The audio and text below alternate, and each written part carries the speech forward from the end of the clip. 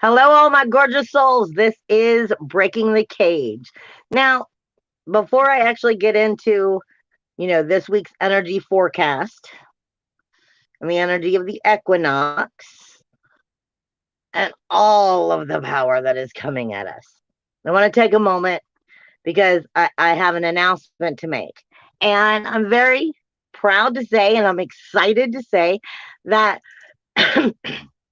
for those of you who are following the Matrix Mind Media, who enjoy the Matrix Mind Media, or just follow this show in general, I am starting to team up with the Matrix Mind Media.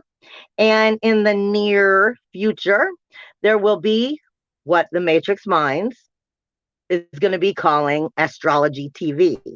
And you will start seeing Breaking the Cage, this video coming to you through Astrology TV, as well as through the Matrix Minds. So it will start coming out live directly off of the Matrix Mind Media. Now, with that being said, special thanks to Matt. I'm so excited to become part of the family and start helping out over here. But now back to Breaking the Cage. Oh my God, people. Yes, this is the equinox, and the equinox is a very powerful time.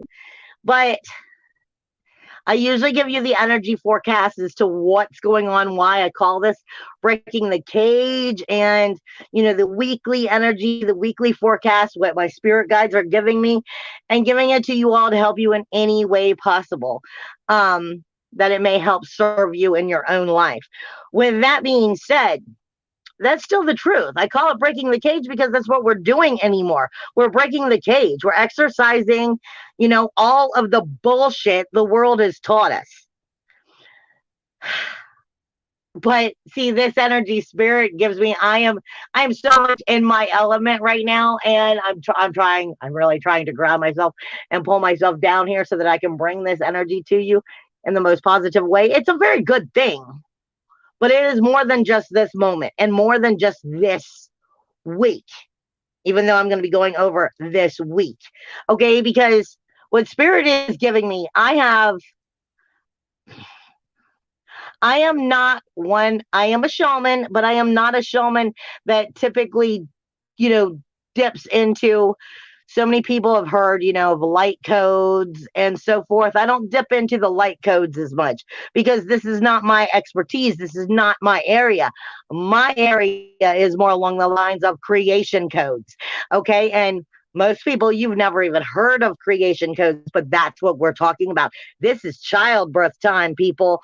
I have gods coming in left and right of childbirth, of both birth and destruction. This is a moment. This is a moment, like I was saying, we're coming into, remember on the last Breaking the Cage, everybody, I kept hearing, like, from that old movie Saw, do you want to play a game? It's time. The game is beginning. It's childbirth time. We're beginning. I know you've been going through so much transformation since 2020, but oh my God, the amount that's coming in now is the real game. We're starting it. We're really getting going. We have been going through construction, destruction, and reconstruction, which is rebirth. Okay, we have been going through this since before 2020, but we go through levels of where it feels like the platform of the floor falls out for new regeneration. That's what I was just told, for new regeneration cycles. And that is basically where we are at. I keep getting I've been channeling Neith. I've been channeling, I don't even want to go there. I'm not going to go there because there's so many gods that I'm going to be pissing somebody off. So I've been channeling so many guides on the birth, the destruction. I'm getting like the Raven right now on it's the destruction that makes the construction of where we are shifting right now. I have like images of just childbirth, and I'm being told to speak about childbirth. Remember, ladies and gentlemen, remember, ladies and gentlemen, remember, men and women, even some of you who are teenagers, When you go through childbirth, when it comes that time, it is that moment when your child is being born. That is a redefining moment in your life. Everything that once was just no longer is important. Everything, the way that you lived your life, the way that you saw things, which you thought was important, has now taken on a brand new vision when you look into your new baby's eyes. Well, ultimately, this is the beginning. Round one of childbirth is what I'm being given. I'm being given nowhere near the birth itself, but, in the labor room is where we're working right now. I always say that I work through what you call the stain. And this is always speaking to us of, remember, when one door closes, another one opens. But it is up to you to walk through the door. And this is part of that energy. Many of us are standing in the doorway, but we're stuck. We're not going through or back. This is part of what I'm being given right now. Too many of you are still holding on to the stain that's kept you in the idea of what you've known in the past. But we are coming into a brand new world, a brand new life. We are creating it or recreating it from the ground up. And this is part of what this energy is taking place of in the equinox as we go through this week. And I'm trying to give you what I'm being told. So the key here is to remember, doors don't stay open forever. They only stay open for a little while, and it is up to you to choose to go through those doors. I am also being reminded, when you come into moments of childbirth, moments of fertility, moments of rebirth, you know what that is? That is consciousness. Not just becoming aware of itself, the chaos itself is the consciousness learning how to ask the questions of the awareness of itself. This is part of where we are. It's not just being aware, it's actually dropping the floor out of the consciousness and asking the questions. It is understanding the action and the reaction of where we're going from here. It is the beginning, but it is also the end, which then brings back the rebirth. I called this breaking the cage, sextile, or thrashing the resistance. And I'm calling it that because that's all over the astrology. When I look at the astrology, I'm gonna go over the actual equinox in just a moment. But when I go into the astrology and I'm looking at it, it's either confrontational energies that are objective and difficult, not the most easiest of conversations in astrology, or they're completely sextiles. And the problem with sextiles is it feels good.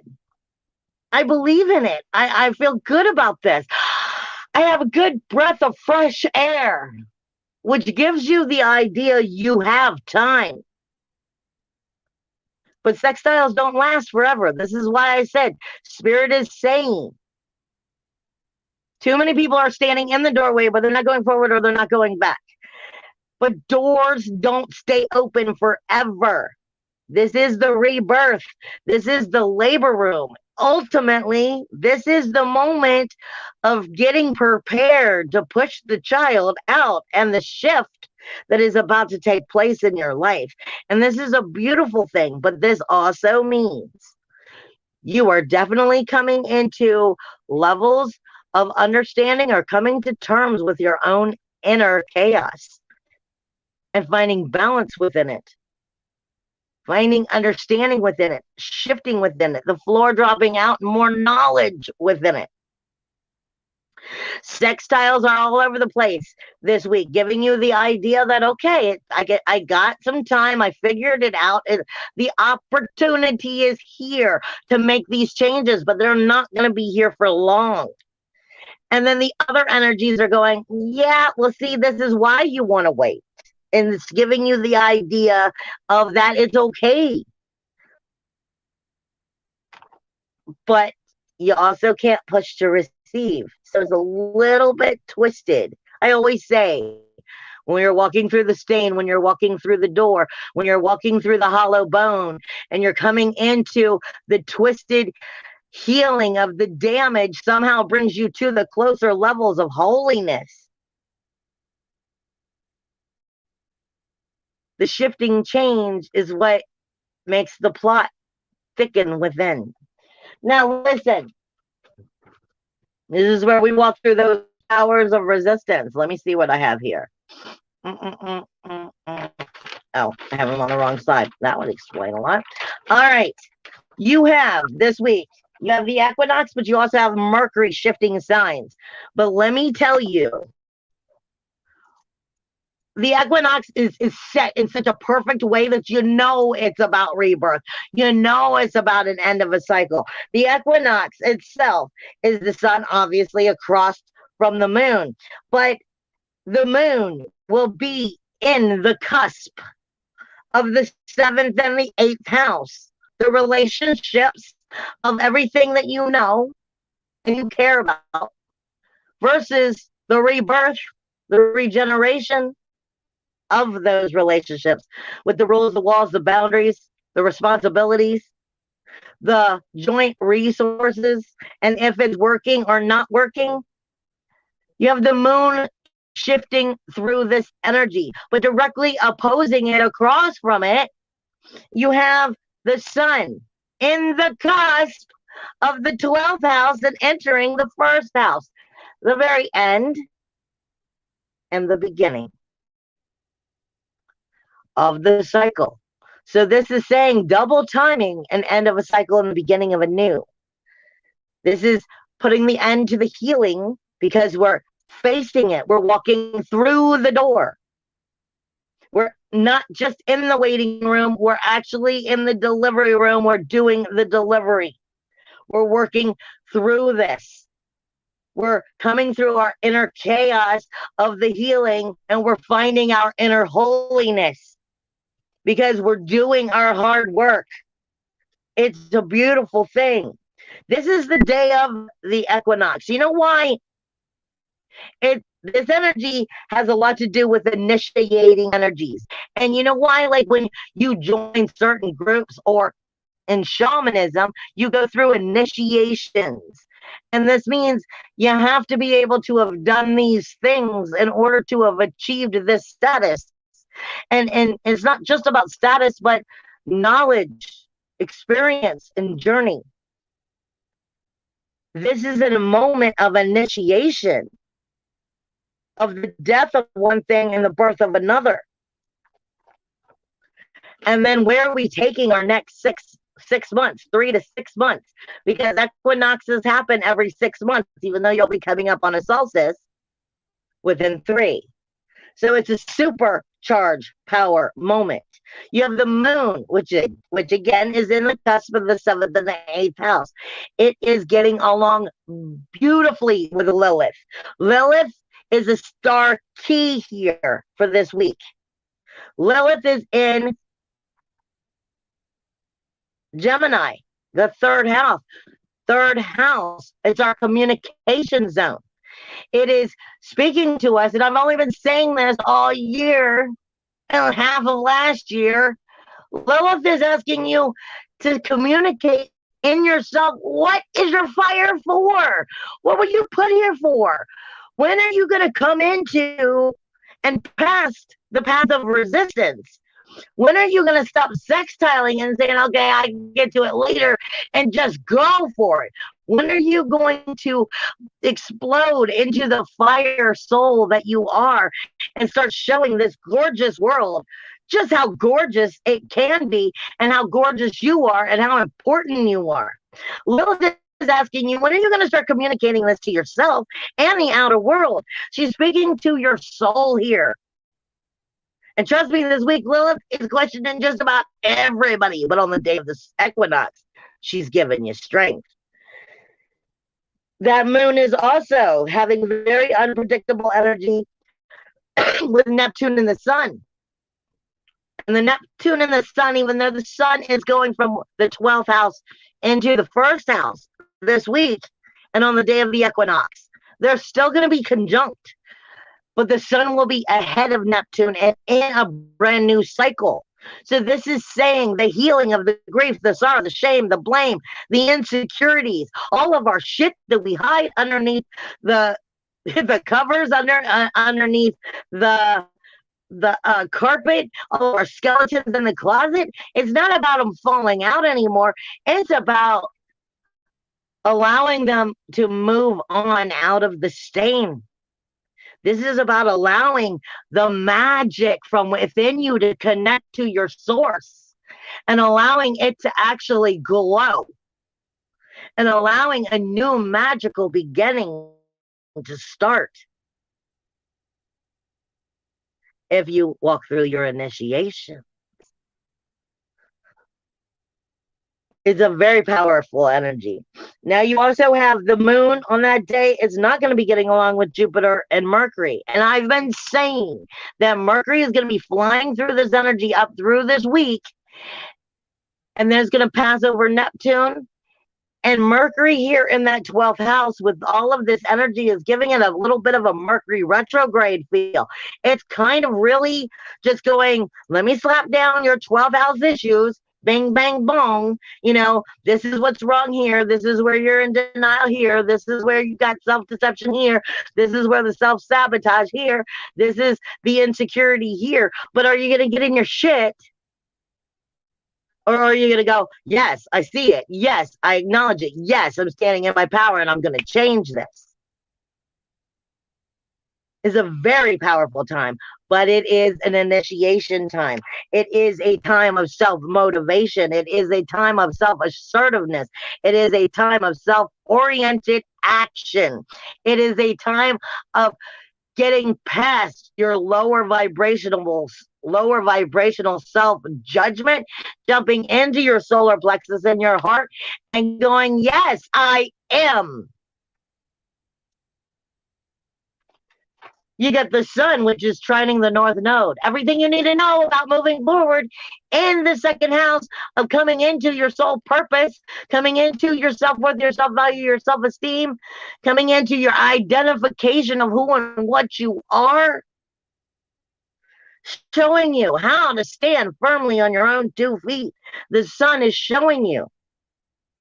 It is sextiling node Pluto, as well as the south node, going, I know underneath it. But what? Are you being it or not? That's where we're going into. Are you going to walk through the door? Or are you going to keep standing there? Then it's not getting along with Lilith. And let me tell you, this entire week, Lilith ain't getting along with anybody. Anybody but Venus and Juno. And Juno is the sacrificing commitment that it takes in that 11th house of Aquarius to move you forward by acknowledging what your goals, your dreams, your ambitions, what you are put here for, stepping in your power and making sure that you are associated with the right love tribe that is going to help you move forward, that is going to pick you up and pat you on your back, wipe your tears and tell you it's okay, let's go, wipe off your knees and let's keep moving forward. Or it's going to show you the ones that are going to go, well, what are you crying about? Lilith is your soul fire in your communication going, I'm going to show you everybody this week. Rules, walls, and boundaries. I'm going to show you your identification. I'm going to show you where you're not moving forward. I'm going to show you where you're using your magic in a positive or a negative way. Lilith is throwing everyone to the wolves except for Venus, which I always say is not love. She speaks to you about your sensitivity, and she tells you what's good for you and what harms you. And Juno, which is sacrificing commitment to getting the job done, to getting back to soul, to getting back to source, to getting back to authenticity, to getting back to the rebirth of the life you want. She's all over this energy. Now, you also have on the equinox, the sun's not getting along with Uranus, which means it's going to make you question yourself. It's going to make you doubt yourself. It's going to make you think you have time to still figure it out. You already know. You do. You do, my loves. So be who you were meant to be. Believe. Trust your intuition. Trust your I am knowing of your own source. Let me see where else I am here. You have Neptune and Mercury all week, which are going to be fighting your north and south node. Your 8th house of those rules, walls, and boundaries. I did not catch what you just said.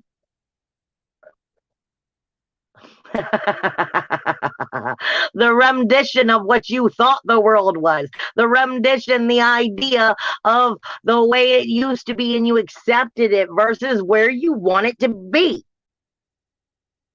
Neptune and Mercury, I told you, is having a little bit of that retrograde feeling. If you get in your self-sabotage, if you get in your self-sacrifice, and getting in your own way right now, this is just going to lead to more grief, sorrow, shame, blame, and insecurities. This is pick yourself up, dust yourself off, put on your Superman cape, and fly, baby. You got it. Go for it. You can do this. This is the moment of healing and source ignition. Believing in the judgment of your own higher self and telling your identity that I am. But it's going to be having moments of going, are you sure? That's just ego trying to keep you from moving forward. And another thing, like I said, Lilith has questioned everybody. Venus and Juno, because Venus and Mars are no longer together. They've finally separated past 5 degrees throughout this week. So that energy is finally shifting. Venus and Juno are coming together, but they're not going to be together for long because Venus is going to pass it. Coming into the sacrifice and the commitment, the balls deep energy of I got this.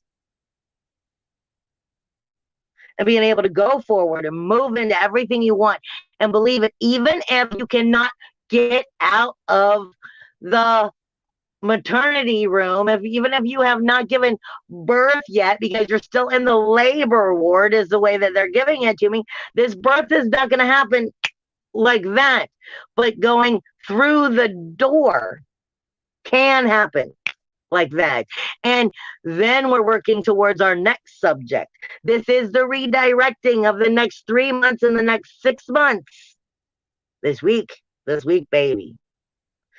And another thing that no astrologer is going to be telling you, well, and Spirit just said, watch how much you're just paying attention to the materialistic world, because the materialistic world is a 3-dimensional world, even though it is where manifestation also happens, that if you're just,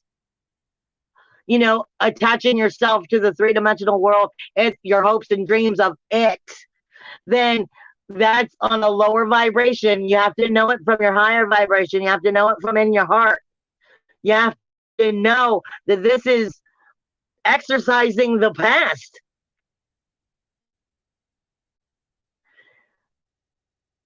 So don't let that 3-dimensional world psych you out, is what they're saying. Listen to your source energy, listen to your heart, listen to your soul, and trust in it. But what no other astrologers are going to be speaking to you of is Haumea, which is one of those dwarf planets nobody speaks about. You know what that represents? The very collective consciousness. And it's also in the cusp. It moves very slowly. This is part of why Spirit is telling me that, yeah, it's not the actual birth, but it is definitely the labor and going through it. Haumea is the very collective consciousness itself. That's what it represents. And it's leaving the seventh house. It's sitting in the cusp here for a while as it enters the eighth.